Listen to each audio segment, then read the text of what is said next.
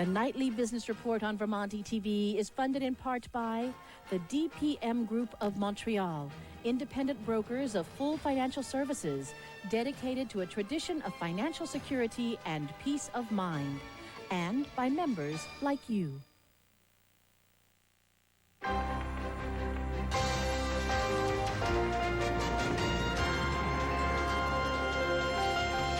Innovation. The dictionary's definition is change made in the established way of doing things. And whether you're starting a business or just trying to stay in business, innovation is essential. So how do you get yourself and your employees to come up with innovative ideas? Stay tuned to find out. This is a special edition of Nightly Business Report, Getting the Lightbulb to Click, How to Promote Innovative Thinking at Your Company, with Linda O'Brien and the Nightly Business Report team. Nightly Business Report is made possible by digital, doing whatever it takes to make information work for people, and not the other way around. Franklin & Templeton Worldwide formed the more than $115 billion Franklin Templeton Group, a global alliance of mutual funds and investment products distributed by investment professionals. A.G. Edwards, serving the investment needs of individuals for more than 100 years. A.G. Edwards, built on a foundation of trust, research, and commitment to investor success. And is produced in association with Reuters, which provides real-time and historical market data, news, and analytics over Quotron Advantage AE. We're coming to you today from Fort Myers, Florida, at the laboratory and winter home of one of the greatest innovators of all time, Thomas Edison. Over his lifetime, Edison had an unequaled record of generating new ideas with commercial potential. And he didn't come up with concepts like the electric light bulb or the phonograph by accident. First, Edison would determine that a need for a certain product existed. Then he and his team of researchers would set out to meet that need. It's a method that worked, and it's one of the many approaches you can try to get the light bulb to click at your company.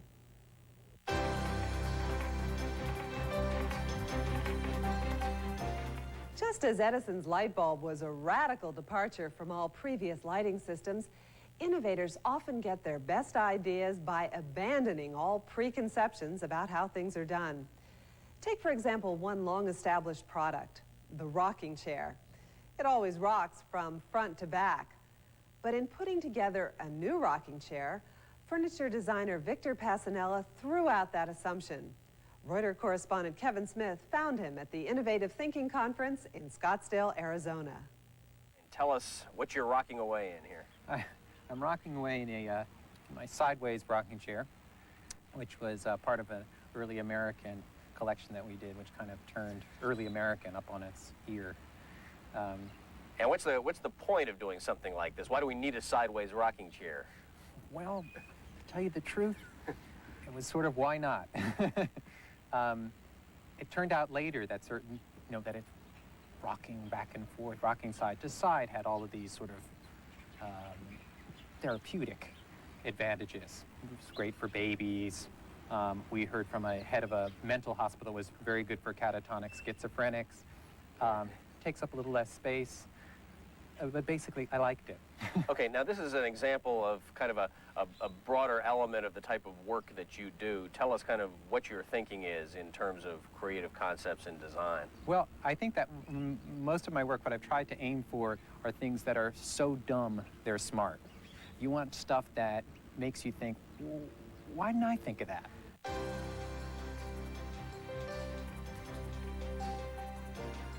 Passanella makes an important point. Innovation can be accomplished simply by taking a new approach to something that's already been developed.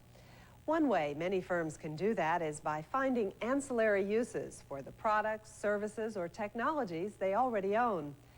Linda Randolphe reports on one old line company in New York State that's built an award-winning innovation effort around that concept. Developing a new product prototype a week might seem like an incredibly ambitious goal. But at Welch Allyn, that's company policy, along with a goal of getting 65% of the innovation it generates onto market. Originally a maker of ophthalmologic medical instruments, The 80-year-old company has branched out into various areas of video imaging, illumination, and fiber optics. And Welch Allyn has used its expertise in those areas to develop a variety of probes, which can be used to peer into the human body or deepen the engine of a $12 million aircraft. Well, we had this technology, we had invested in it. It just seemed to me to make sense to try to apply it to new markets. I think it's absolutely vital that the engineers, the people in charge of developing a new product, really know the customer's requirements. Once customer needs are identified, often by company product managers in the field, they're passed on to a team of 20 engineers, designers, and technicians dedicated exclusively to product development. This hand-picked team was created to bring experiences from different divisions of the growing company together.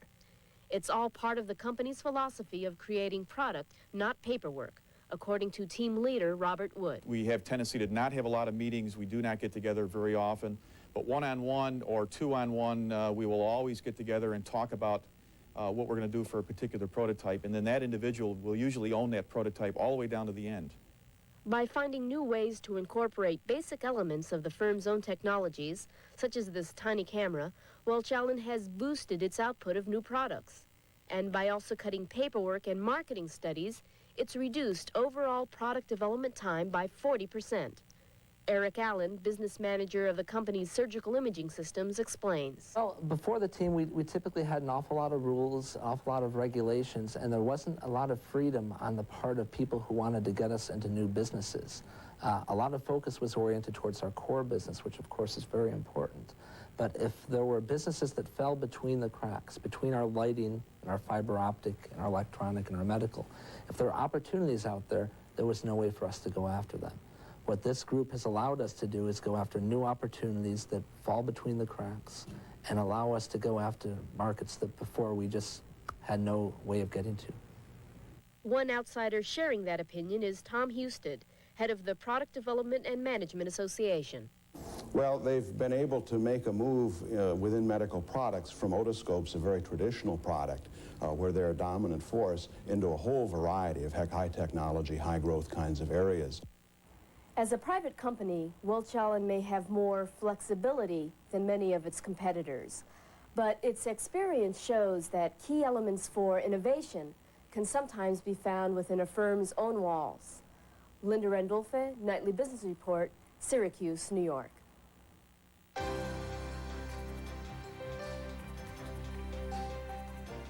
Another key element for innovation is a willingness to take risks.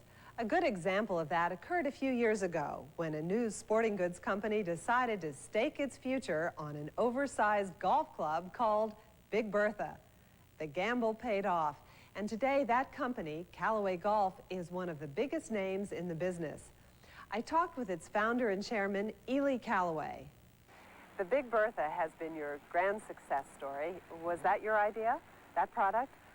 No, specifically our ideas or our designs come from our engineers and Mr. Richard Helmstetter, who's head of new product development.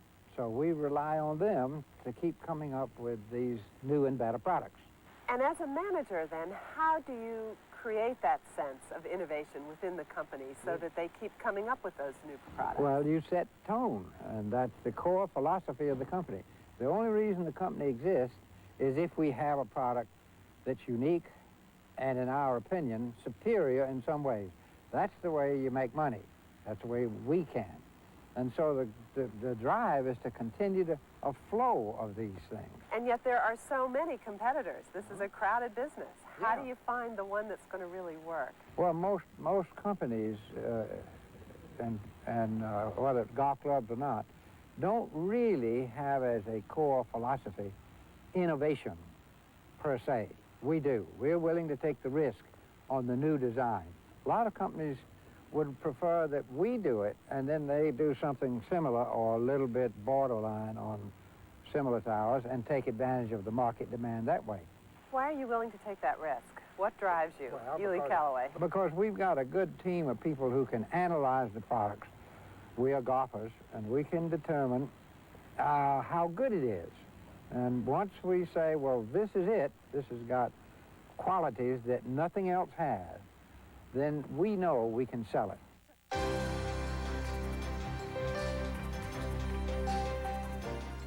course, innovation doesn't have to be limited to a company's products or services.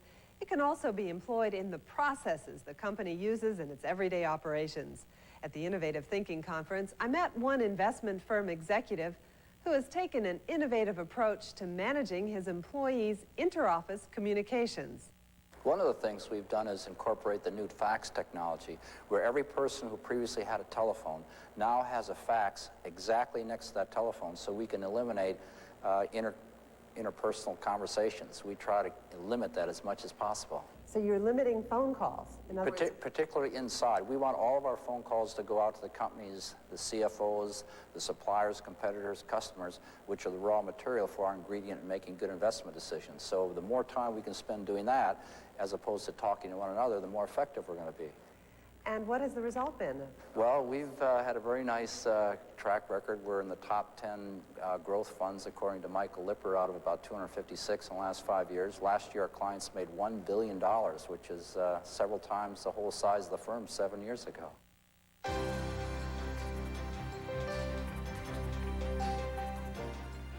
Coming up with the idea for an innovative product, service, or procedure is just the first step. The next one is turning it into reality before someone else does. That's why speed is an essential part of the innovation process. One of the classic success stories in this area is Chrysler.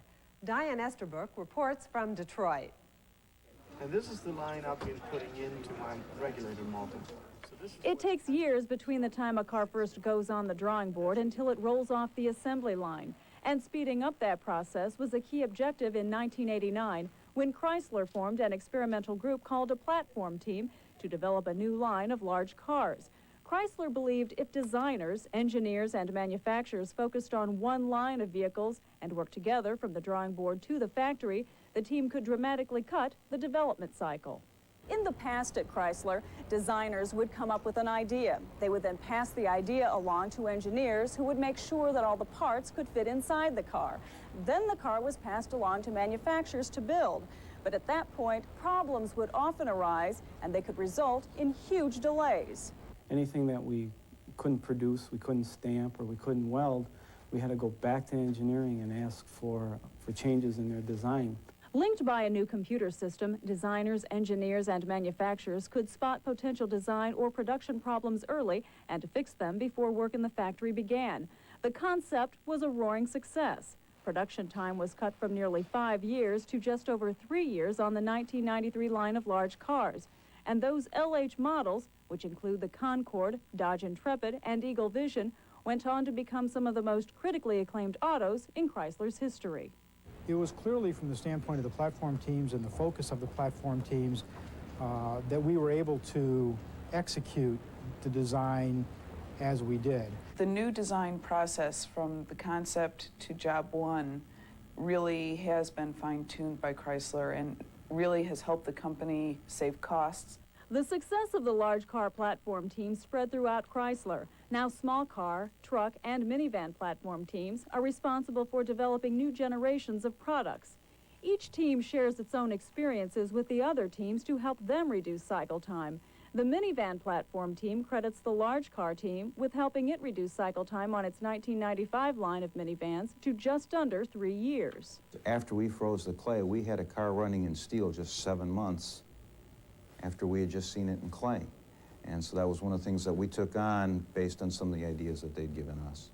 Product development experts say Chrysler's platform teams may not work in every company, but they say teamwork is an essential element in fostering innovation in nearly every work environment. The art in product development is to make it a sustainable practice where the organization doesn't view innovation as a series of disconnected projects, but essentially rallies to support it. The innovative use of platform teams has helped make Chrysler the lowest cost producer of automobiles in the world.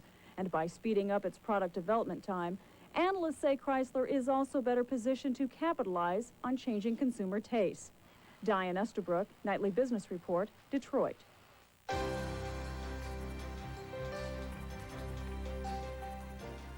As Chrysler's experience shows, the importance of getting a new product out more quickly can't be minimized.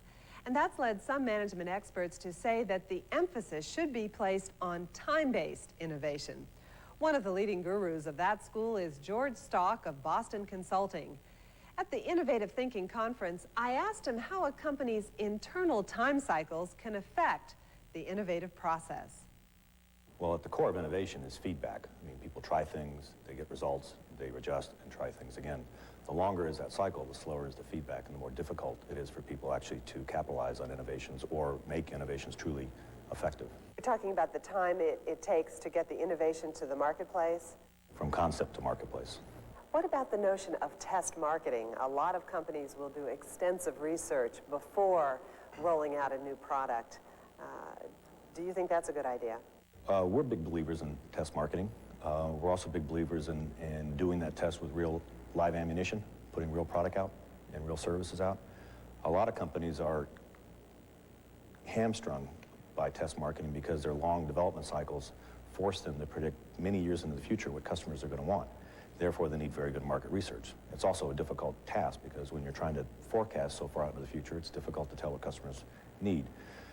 Fast cycle innovators, like the Japanese and now like many U.S. companies such as Xerox and Ford and GE, are able to get core products out and then modify them as they learn more from the marketplace's response. So go ahead, push the product out to market and then adjust. Even if there may be failures with that product or problems. Well, usually people interpret that as at the sacrifice of quality. Yes. I would interpret quite a bit different, which is if I'm looking at a product, let's say I'm looking at consumer electronics, let's say microwave oven. I can spend 18 months doing market research trying to figure out what variety of features a consumer is going to want. Or I can say, I think these are the core set. I think these are a set that the market's going to be very responsive to. Let's put it out and see what happens and see how the product gets used. It's not a violation of quality. It's mainly a reduction of the feature set that you're specifying.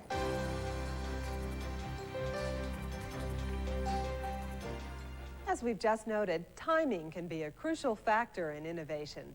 And some of the best opportunities for innovation involve latching onto a trend just as it's breaking.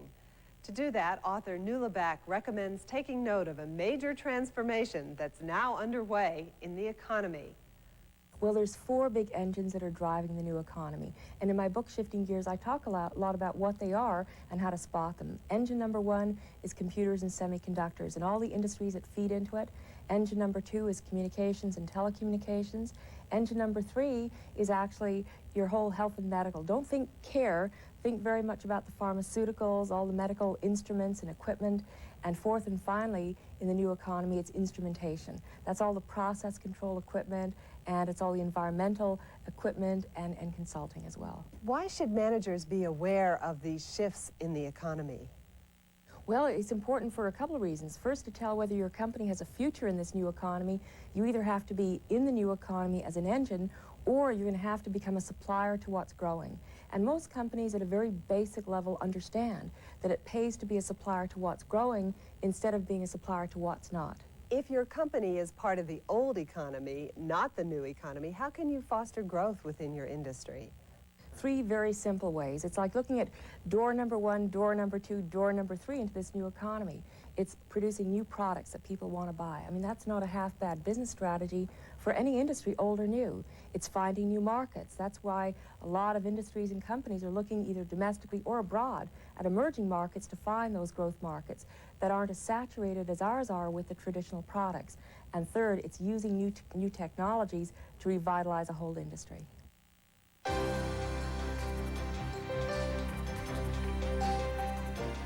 It's great if you can take advantage of those new economic trends Nuala Beck was talking about, but what if your business is built around a single product or service?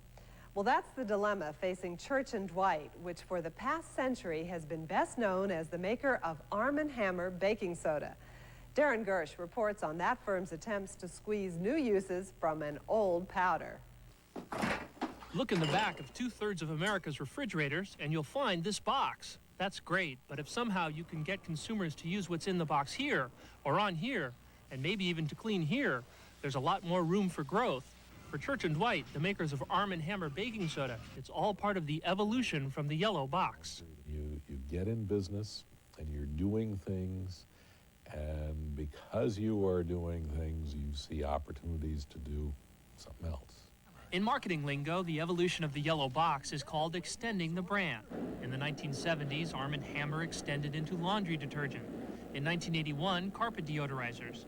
And most recently into underarm deodorants and toothpaste. But that evolution doesn't just happen. That's why Church & Dwight spends a lot of money right here in the lab. Most of the things we do come out of, I would say, a rational approach in looking at deodorization, neutralization of acids, gentle abrasion.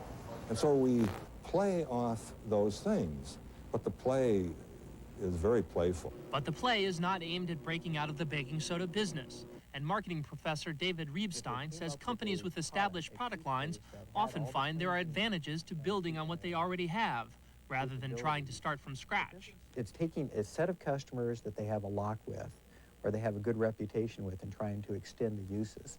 And that's a natural additional way to try and grow.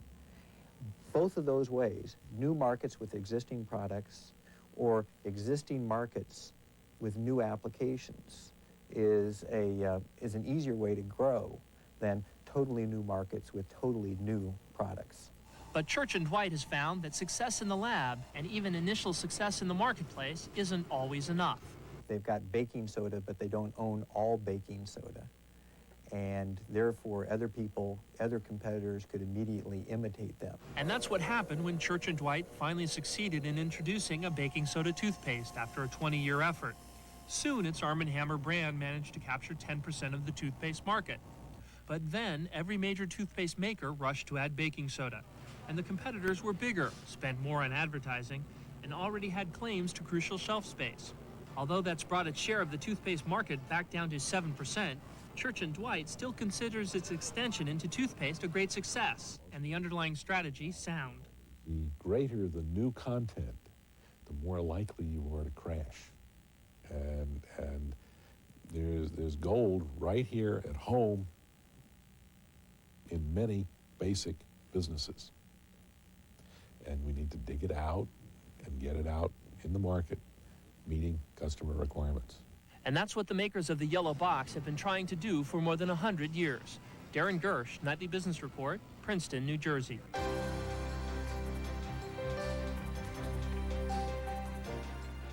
Church & Dwight's experience shows just how difficult it is to maintain the initial advantage gained from the introduction of a new product or service. In fact, a study by McKinsey & Company covering a 30-year period found firms that are leaders in their fields generally lose the top spot after 4 or 5 years. For that reason, McKinsey's Richard Foster believes when it comes to innovation, it's essential to be the attacker rather than the attacked. We noted that every time the technology had a major change, the competition changed in a way that current economic theory couldn't explain. So, for example, when the vacuum tube was around, if anybody still remembers the vacuum tube, and was replaced by the transistor, the people who led in the transistor were not the people who led in the vacuum tube. People who led in paper diapers were not the people who led in cloth diapers. The people who led in CD-ROMs were not the people that led in phonograph records, and so these changes occurred all the time. Since writing that book and having lots and lots of discussions about this, many people have pointed out to us, and we've now verified that this phenomenon is a lot broader than technological change. It has to do with change of all kinds, whether one is going global or whether one is using new management methods or a new form of corporate organization. This kind of innovative change always leads to competitive disruption. And you can react to it, which puts you on the defensive, which we've generally found not very successful, or you can precipitate it and be the attacker and have a better chance, not a perfect chance by any stretch of the imagination, but a better chance of being successful over the longer run. Getting the light bulb to click in the thinking sense isn't a matter of simply flipping a switch. And there's no set formula that can make it happen either. But by following the methods we've seen, which have led others to dream up successful innovations, you and your employees may be inspired to do the same. To paraphrase Edison, while genius may be only 1% inspiration and 99% perspiration, it's the 1% that gets everything else started. I'm Linda O'Brien. Thanks for watching. Nightly Business Report is produced in association with Reuters, which provides real-time and historical market data, news, and analytics over Quotron Advantage AE. And is made possible by A.G. Edwards, serving the investment needs of individuals for more than 100 years.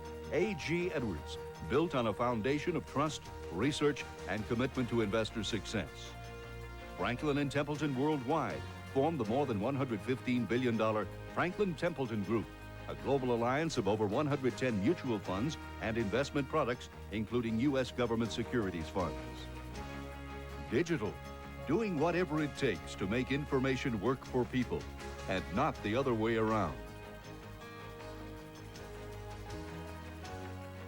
And by the financial support of viewers like you. Later tonight, Branch Rickey changes the game and the country forever when Jackie Robinson takes the field on baseball, tonight at 9. Coming up next on Vermonti TV, explore France's Loire Valley on Travels in Europe with Rick Steves.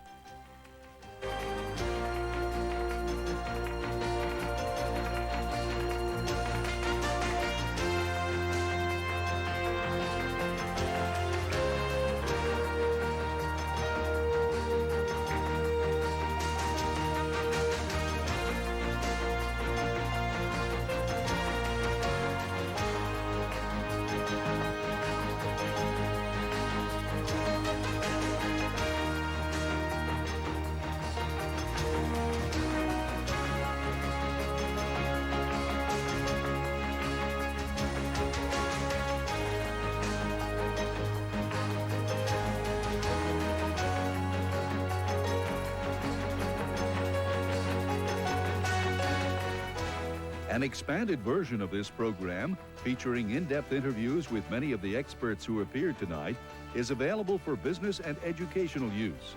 Call 1-800-423-6021 for more information. The Nightly Business Report on Vermonti TV is funded in part by the DPM Group of Montreal, independent brokers of full financial services, dedicated to a tradition of financial security and peace of mind, and by members like you.